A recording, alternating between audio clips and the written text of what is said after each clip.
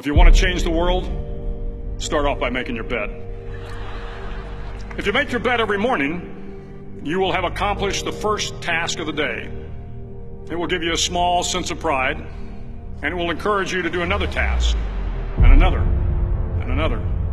And by the end of the day, that one task completed will have turned into many tasks completed. Making your bed will also reinforce the fact that the little things in life matter. If you can't do the little things right, you'll never be able to do the big things right.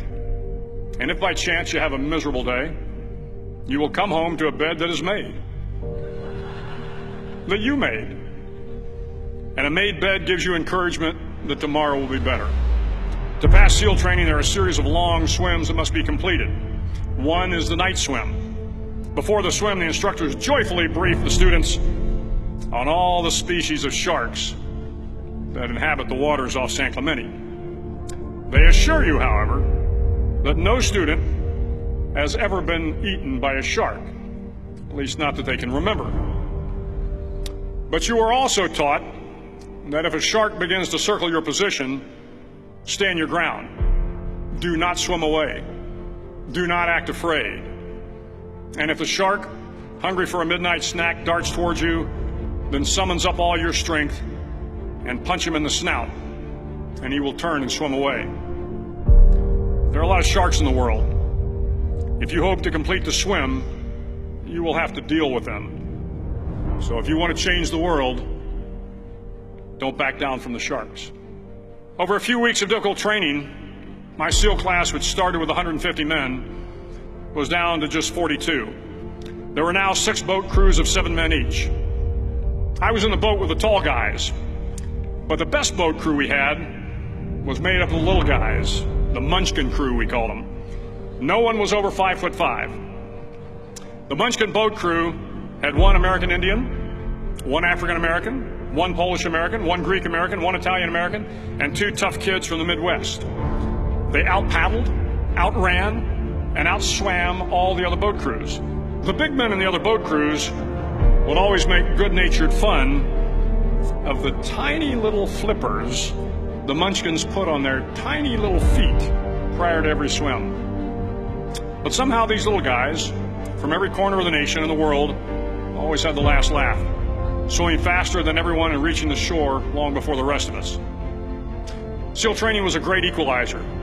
Nothing mattered but your will to succeed, not your color, not your ethnic background, not your education, not your social status. If you want to change the world, measure a person by the size of their heart, not by the size of their flippers. The 9th week of training is referred to as Hell Week. It is 6 days of no sleep, constant physical and mental harassment, and 1 special day at the Mud Flats. The Mud Flats are an area between San Diego and Tijuana where the water runs off and creates the Tijuana Sloughs, a swampy patch of terrain where the mud will engulf you. It is on Wednesday of Hell Week that you paddle down to the Mud Flats and spend the next 15 hours trying to survive this freezing cold, the howling wind, and the incessant pressure to quit from the instructors.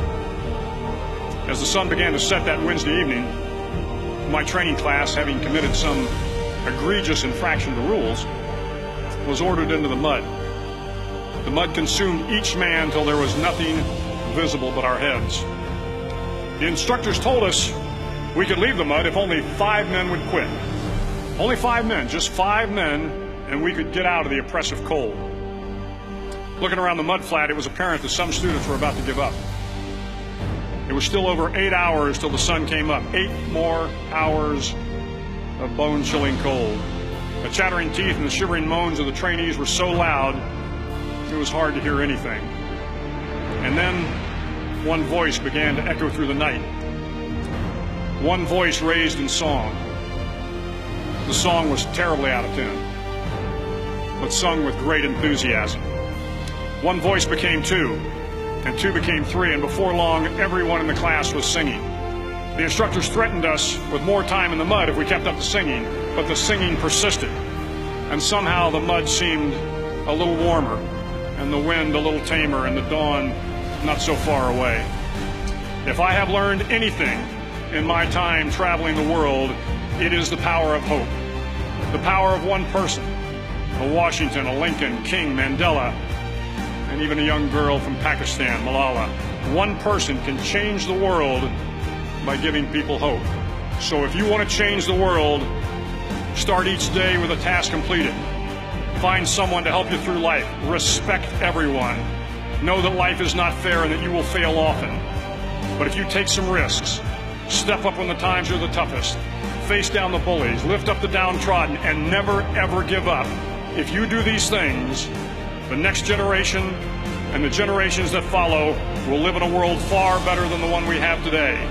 And what started here will indeed have changed the world for the better.